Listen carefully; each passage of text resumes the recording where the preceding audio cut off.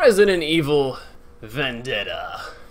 I have a vendetta with this movie and whoever made it, because I saw it at a Fathom event at a theater. So it started out with like all this like 30-minute like documentary about how it was made. I'm like, alright, showing me people hard at work on the computers is not gonna soften the blow of a shitty movie. I see what you're trying to do and it's not working. Resident Evil Vendetta is bad. It's like shit. It's like 3 out of 10 shit. It's not like weak, it's not average, it's horrible. It's so exceedingly generic and cheesy. It's just 90s bullshit. So it's a Resident Evil movie, and apparently there's a couple animated ones that come before this one, but I haven't seen them, so I don't know. Point is, Daryl from The Walking Dead, I mean Leon Kennedy, is on a bike and shooting people in slow motion, and that's all that matters, right? This movie's got like one good scene in the entire movie, and it's like at the wedding of the villain. So he's like dressed up in white, and it's all fancy, and he's got his pretty little wife there, and they're getting married, and they're gonna be so happy, and then like a predator nuke hits their wedding, which should have killed him too, but it didn't, who cares? So he's like waking up, and there's other people still alive, and they're just like screaming and crying for help, and it's like rated R violence, and it's really bad, and he's like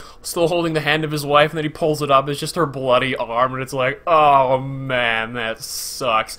The movie should have opened with that before the opening logo. That would have been a much better way to start the movie. Just like set the tone for like this really dark, depressing shit. It's like, damn, man, because then you'd feel for the villain before you see him do any bad shit. But after that, he becomes like the most generic-ass, lazy villain ever in the world. He just happens to be nicely dressed all the time. One of the worst things about this movie is the animation is just so on and off. There are times where it looks really, really bad, and there are other times where it looks really, really good. It like depends on the lighting of the scene, it depends on the character who's on screen. So the main character, Sam, with like his horrible ass military haircut and giant fat ass ears, is the main character, and he's a personality-less bullshit military stereotype from the 70s. And he just always looks so fake. It's terrible. I don't know what it is. So, you know, whenever Final Fantasy makes a movie, so whatever I said about Kingsglaive and its shortcomings, that was a beautifully animated movie. Like, that was millions upon millions of dollars of CGI, and it was worth it. But then there's a part where Rebecca came out of the shower and her hair is like still wet, and there's a window next to her, and it's like glinting off her hair,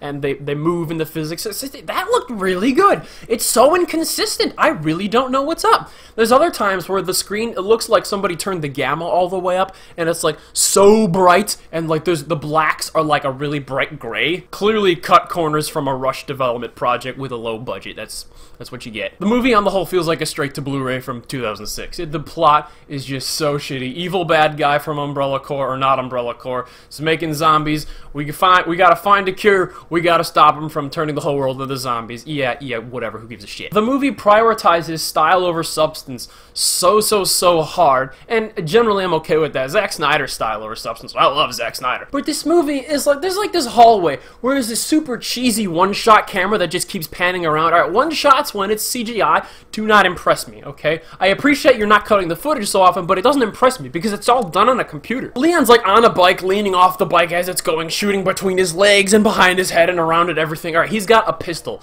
like a regular pistol. The clip comes out a little bit from the handle, granted, sorry, not clip, magazine.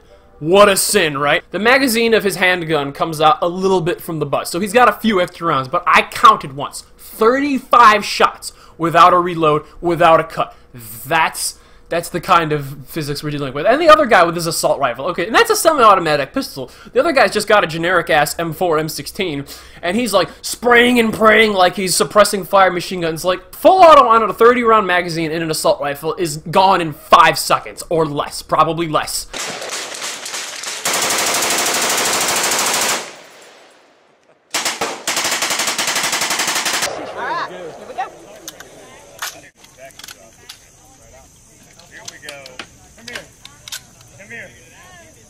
I knew that. Come here.